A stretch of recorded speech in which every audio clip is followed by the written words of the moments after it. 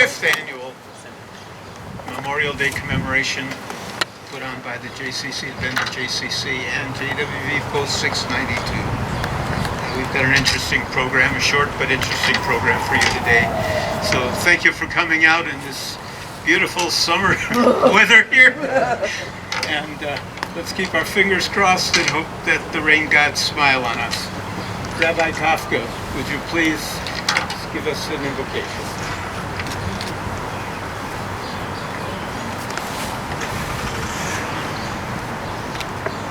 We gather today to honor the great men and women of the United States Armed Forces we lost in the line of duty. We pay tribute to the sacrifice they made, the ultimate sacrifice. Remembering these brave heroes to whom we are eternally indebted, we seek means to ensure that the values which they sacrificed their lives for are protected and upheld. It is by living with faith in the higher authority, remembering our duty to our Creator, that we ensure that we as humans are living a pristine values and unbroken integrity. Indeed, our pledge states, we are one nation under God, because part and parcel of the liberties which makes America so great is the recognition and belief that there is a Creator of all existence. To their holy souls, we say, your sacrifice was not in vain. The freedoms we enjoy today to openly practice our beliefs, to follow the Torah and its commandments we received on Mount Sinai 3,333 years ago, we recognize as thanks to the men and women of the United States Armed Forces who have committed their very lives to our freedoms. And by adding one act of goodness and kindness to our day, helping someone in need, adding one mitzvah to our week, proudly wrapping the tefillin or lighting the Shabbat candles, we honor their souls and their sacrifice. Almighty God, Master of the universe, Creator of the heaven and earth, Creator of all mankind, Sustainer of all life, we ask that your blessing descend upon us as we gather here today. We thank you for this opportunity once again in freedom to assemble to honor the fallen heroes of our nation's armed forces. May we never forget those who made the supreme sacrifice to secure for our nation the blessing of life, liberty, justice for all. May their souls be blessed forever.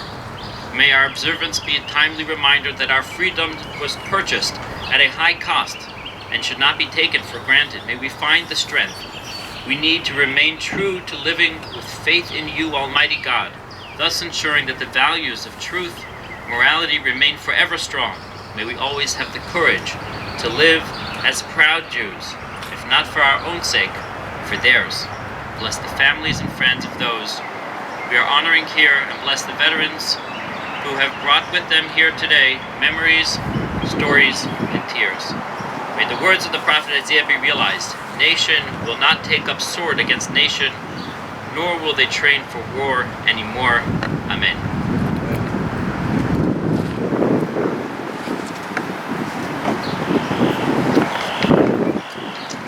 May I ask everyone who can to please rise. We'll do pledge allegiance to the flag.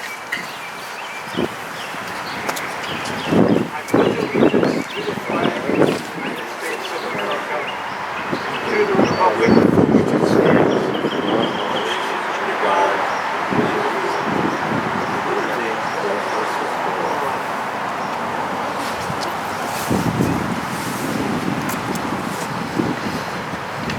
be seated.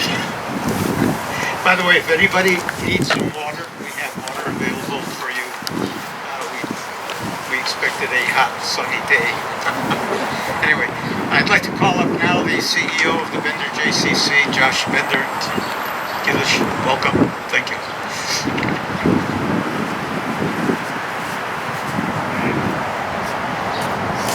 Thank you, Sheldon, and thank you all of you for coming out today to gather for this most important sacred occasion.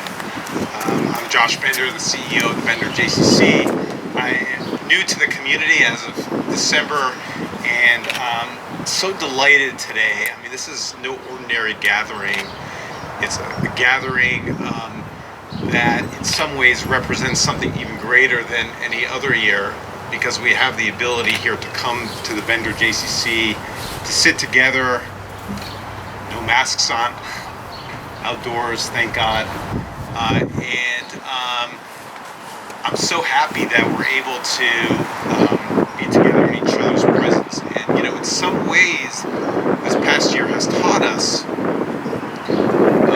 to be more grateful for the moments that we can come together as a community, and the moments when we come together to remember. I know so many people have been disconnected from each other, so this is really a special moment. This morning I was reflecting a little bit about what today represents, and I was remembering back to my own childhood. My grandfather served in World War II. Samuel Rubin was a tech sergeant who was stationed in France and England in 44 and 45. And I remember at the youngest of ages sitting and listening to the stories that my grandfather would share. And at the time I didn't understand the full gravity of what he was sharing, but now I realize what he was trying to impart to us was the value of understanding what the great sacrifice really was, and what these moments really represent to us when we gather together. I'm grateful my grandfather of blessed memory, even in those earliest of age, giving me a real appreciation of what it meant to remember the sacrifice. So I wanted to thank all of you for being here today, and we're so delighted that the Bender JCC is a place that the Jewish war veterans can come together to remember those who made the ultimate sacrifice. And may we come together many times in the future to remember our history, to remember the people that sacrificed so much. And I wanted to share the only thing that I can share in a moment where we're able to gather in this way, and that is the Shehechianu blessing. And today, gathering together after a period of time of being separated from each other, it carries even more weight. So join me if you know the blessing, and we'll say it together. Baruch atah Adonai Eloheinu melech haolam shehechianu v'kiyimanu v'higianu lazman hazeh. Thank you, God, Lord of the universe, for keeping us, sustaining us, and bringing us together to remember this special moment on Memorial Day, as we remember heroes who sacrificed so much for us. Thank you so much for being here. And Sheldon, thanks for inviting me to be part of this today.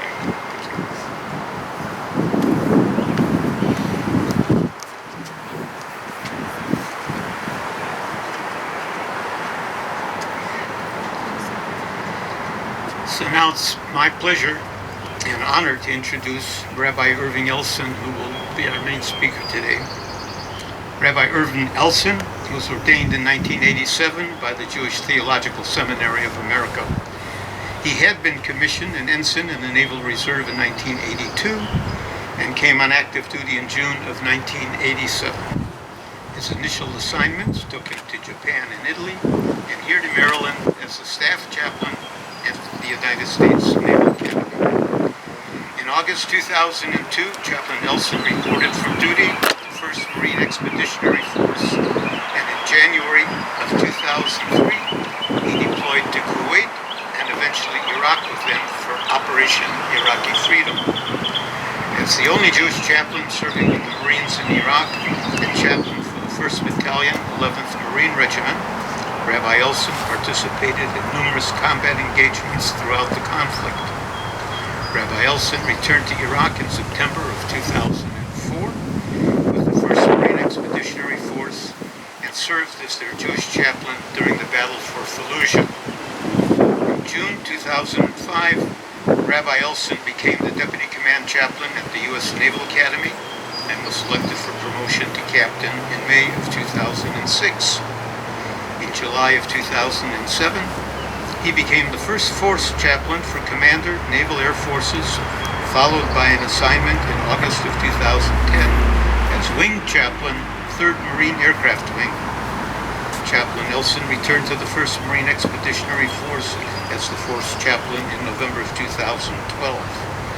During these last 2 tours, Captain Elson made multiple deployments to Afghanistan Afghanistan in support of Operation Enduring Freedom.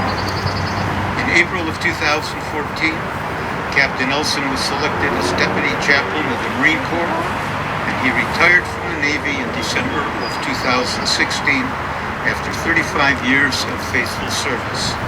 He is currently the Director of the Jewish Welfare Board's Jewish Chaplain Council.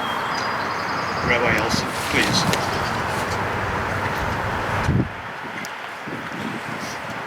Good afternoon. Commander, thank you. Every time somebody reads parts of my bio like that, I'm reminded of the words of Henry Kissinger. Once he said, after such an introduction, I can hardly wait to hear what I have to say. It is such an honor to be here with you one more time for this Memorial Day. And in particular, I just want to thank Josh. Thank you so much for the Bender JCC hosting us again for this memorial. So let me just begin by throwing out some numbers and some facts at you. 620,000 is the number of Americans that died in the Civil War. 405,000 World War II, 116,500 World War I, Vietnam 58,209, Korea 36,516,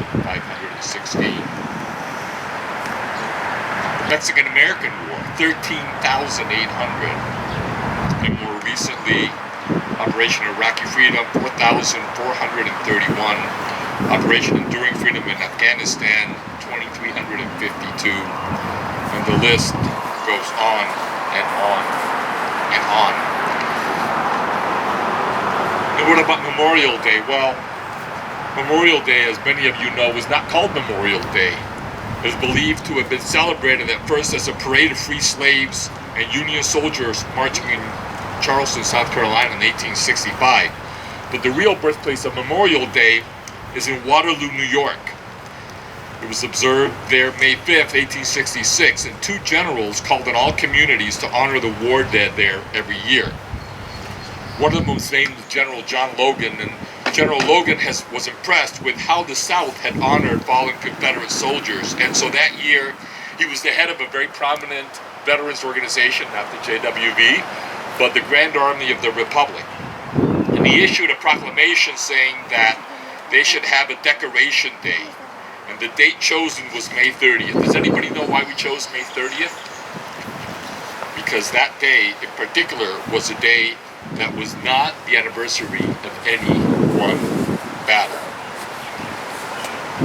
The alternative name, Memorial Day, wasn't commonly used until World War II, and it wasn't officially recognized as a federal holiday until 1967, which, if you're younger, it seems like a long time ago. For those of us who are not that young, it doesn't seem like all that long ago.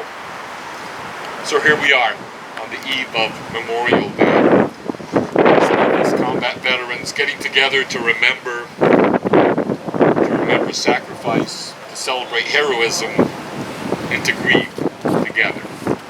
To grieve for our shipmates, to grieve for our battle buddies who did not come home.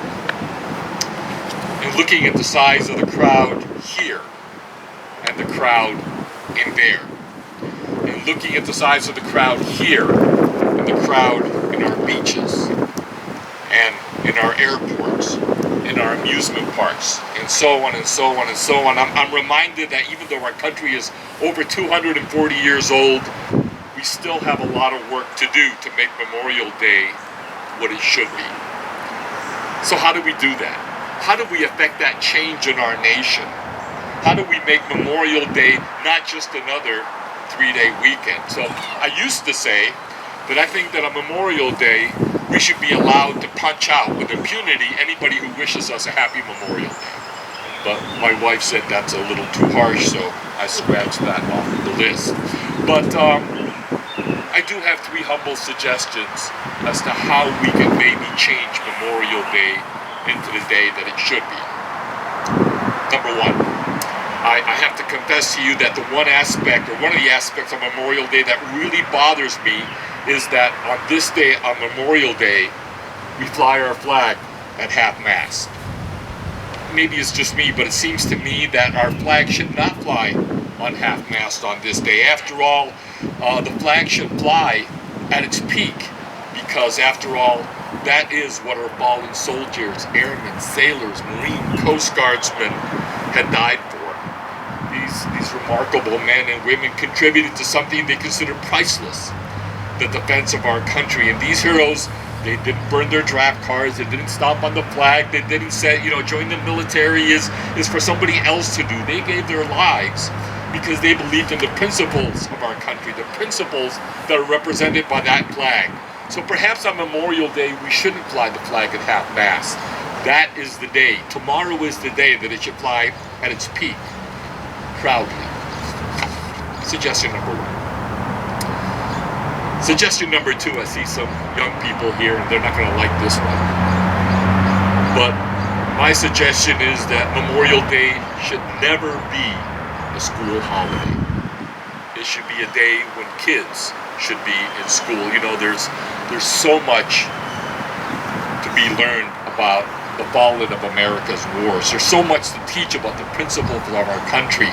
There's so much to teach about when democracies in other countries were threatened, how Americans of all races, of all backgrounds, of all faiths came together and died together to defend our country.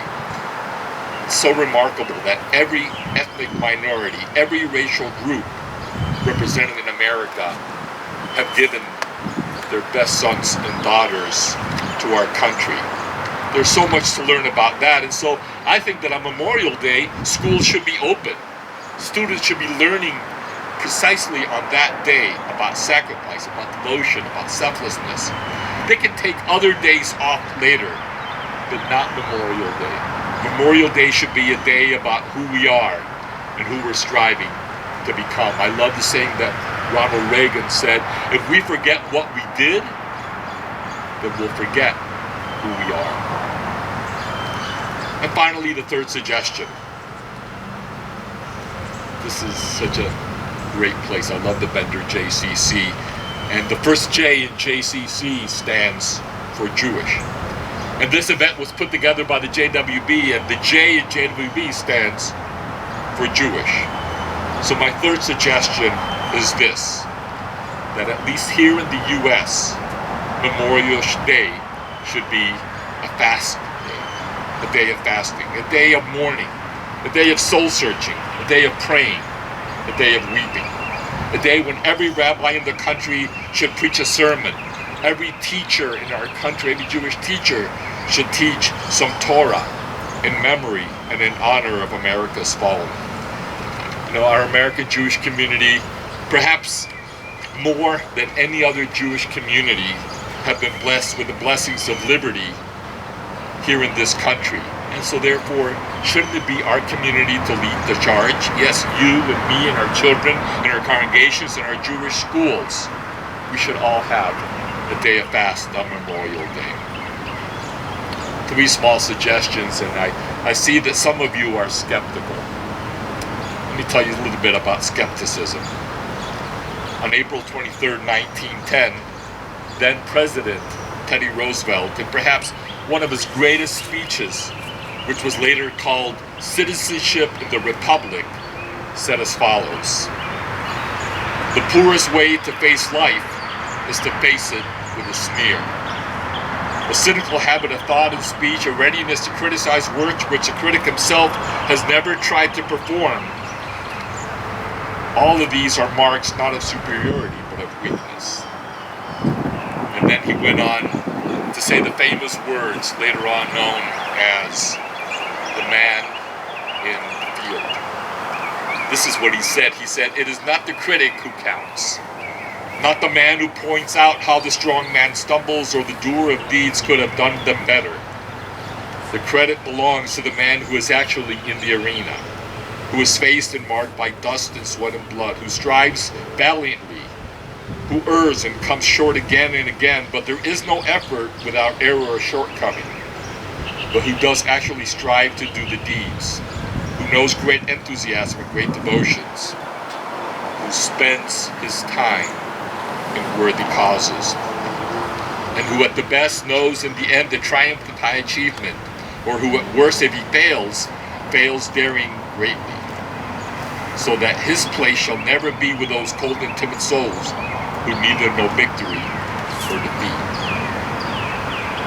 On this Memorial Day, let us all pledge to be that man in the arena.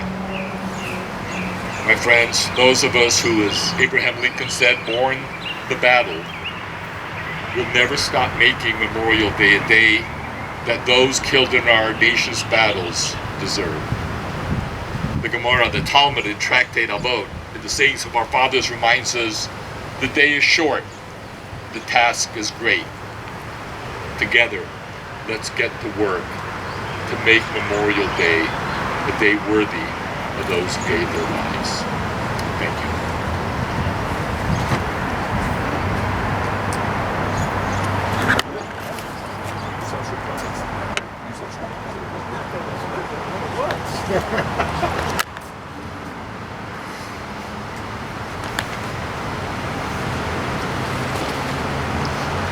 We are going to do our little bit to talk about those that did and bore the brunt of battle, as you said. It's not teaching Torah, but it is, I think, really appropriate at Memorial Day. So I'd like to call up Ira, Alan, Mike, and Larry, if you would come up. And we are going to read the list of the fallen. If everybody would please stand during this time, appreciate it. Thank you.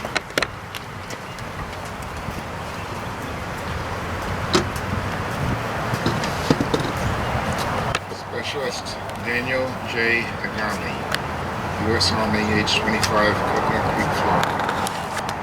Sergeant Howard P. Allen, Arizona Army National Guard, age 31, Mesa, Arizona. First Lieutenant David R. Bernstein, U.S. Army, age 24, Phoenixville, Pennsylvania. Corporal Albert Gooden, U.S. Army, age 20, Chicago, Illinois. Sergeant Aaron C. Bloom, U.S. Marine Corps, age 22, Tucson, Arizona. Petty Officer, Second Class, Michael Brodsky, U.S. Navy, age 33, Tamarack, Florida.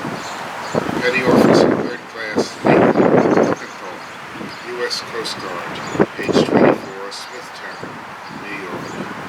Technical Sergeant Anthony L. Kaplan, U.S. Air Force, age 31, Indian Head, Maryland.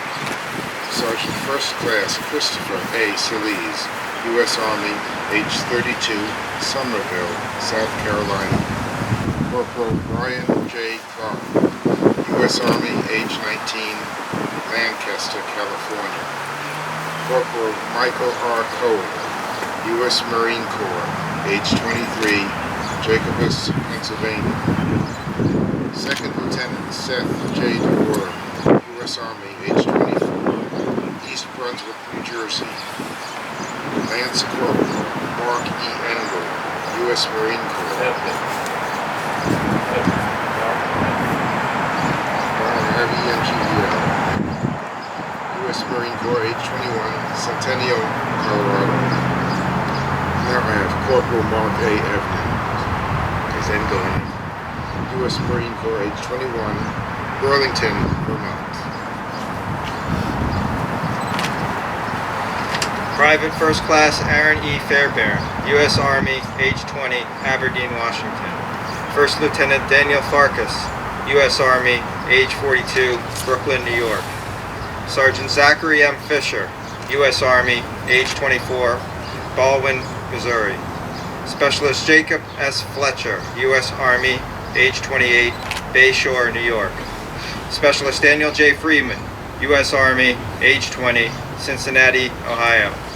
Specialist Douglas Green, U.S. Army, age 23, Sterling, Virginia. Sergeant Foster L. Harrington, U.S. Marine Corps, age 31, Fort Worth, Texas.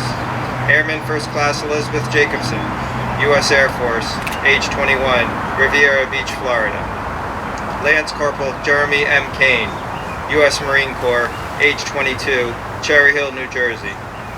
Petty Officer 2nd Class SEAL, Matthew G. Cantor, U.S. Navy, age 22, Gillette, New Jersey. First Lieutenant Nathan M. Krisoff, U.S. Marine Corps, age 25, Reno, Nevada. Staff Sergeant James M. Malakowski, U.S. Marine Corps, age 25, Westminster, Maryland. Private First Class Deborah P. Noonan, U.S. Army, age 26, Watertown, Connecticut. Specialist Levi E. Nuncio, U.S. Army, age 24, Harrisonburg, Virginia. Corporal Michael Orimus, U.S. Army, age 21, Highland, New York.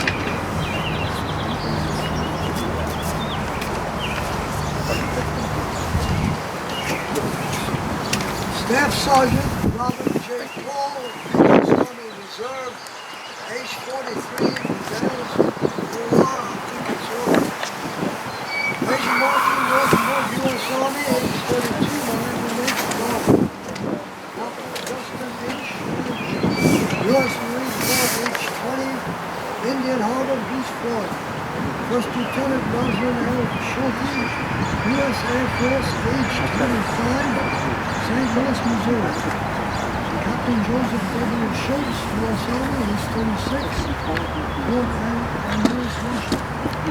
Captain Robert M. Setcher, U.S. Marine Corps, age 33, Germantown, Tennessee. Specialist Marcus Seidel, U.S. Army, age 26, Brigadier, New Jersey. Airman First Class Matthew M.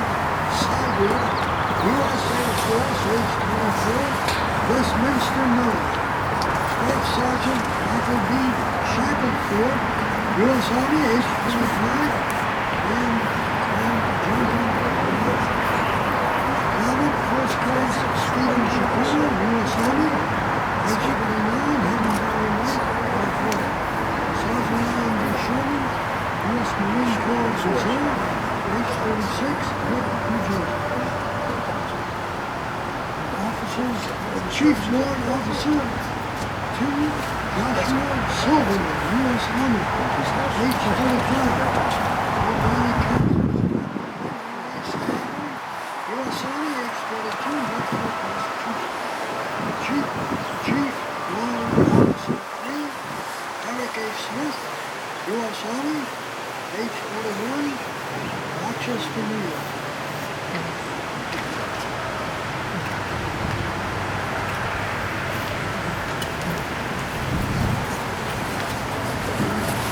Private First Class Eric D. Sofering, United States Army, age 20, from Woodbridge, Connecticut. First Lieutenant Andrew K. Stern, United States Marine Corps, age 24, Germantown, Tennessee. Captain Michael Y. Orlovsky, United States Army, 30, from Passaic, New Jersey.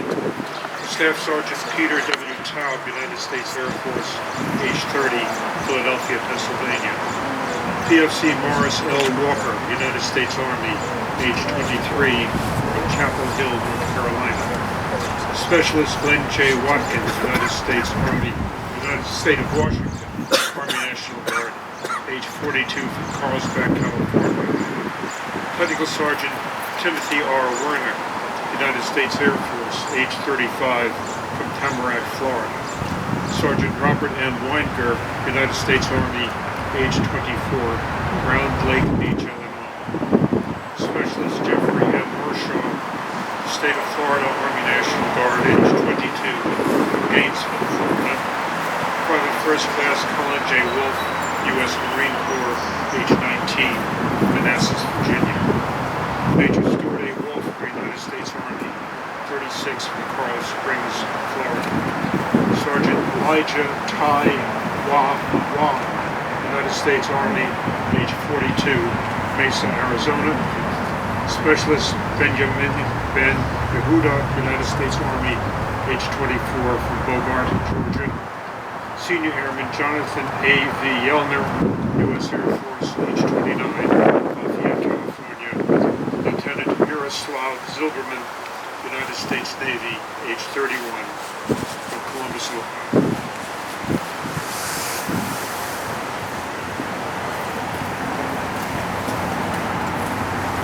all please be seated?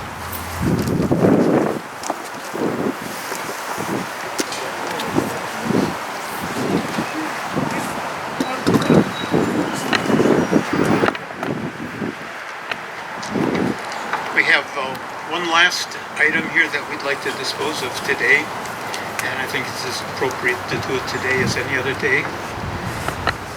We are going to install Mr. Michael Glick as the new commander. Mr. Glick, our normal installation is next month, but he has an unveiling to do, and so we find that it's appropriate to do it today. I'd like to call our department commander, Colonel Erwin Burtnick, Commander of the Department of Maryland Jewish War Veterans.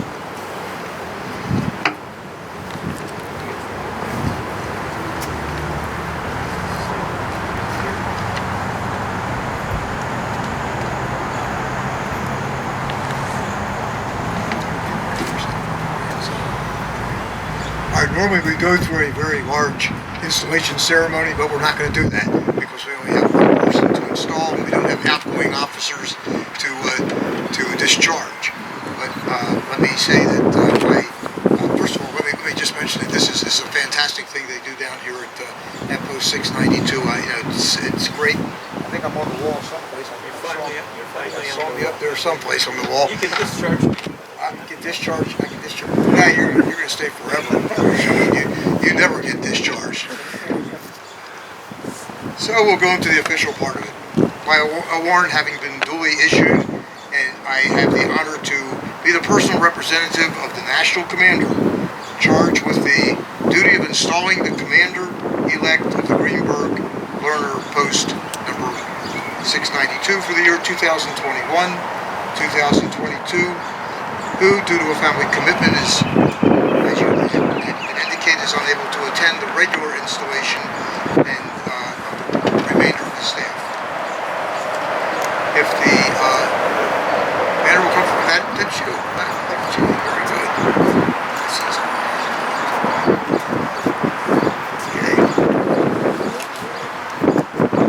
I have the honor to present Michael Glick, who will be your new commander. It's amazing because the organization is aging considerably, and it's good to see some younger people starting to come into it. So I'm glad to see them. Glad to see them come on the role of commander. If you'll raise your right hand and repeat after me, I'll give you the oath of office.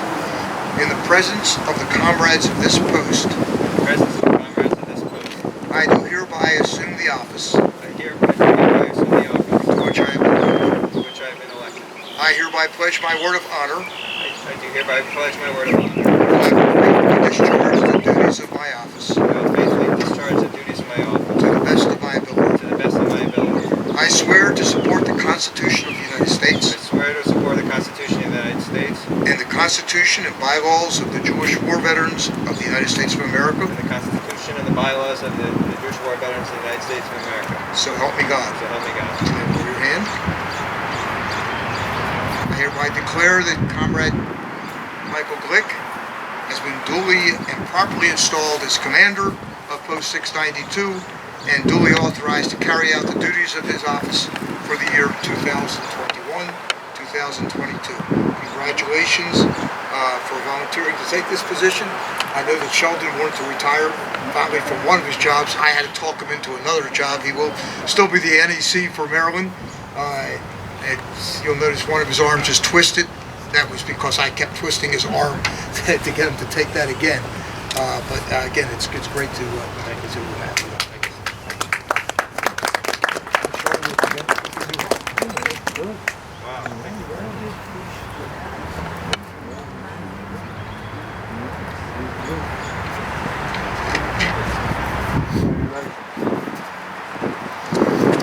I'd now like to call back Rabbi Kavka, give us a benediction.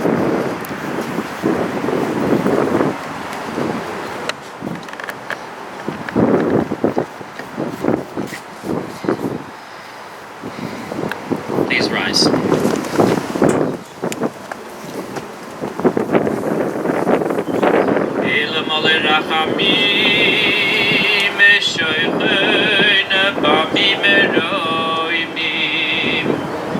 עצי מנוחה נכוינו על כנפי השכינו במעלויס קדושים וטהורים כי זוהי הרקיע מזהירים es nishmeis chayalei tzvar tzeis abris shenaflu b'milchamos ma'avur she'onu mispalalim li lenishmaiseihem began Eden began Eden began Eden tei menuchasam lochein balarachamim yastireim b'seise kenafav le'ilomim v'yitzrer b'tzer achayim es nishmaseyem Adonai hu nachalasam ve'yanuach al mishkaveisam b'shalom v'noimar amen. We have the tefillin that if you'd like to do a prayer with me in honor of the soldiers that we have lost, I have them here afterward. All are welcome to join me.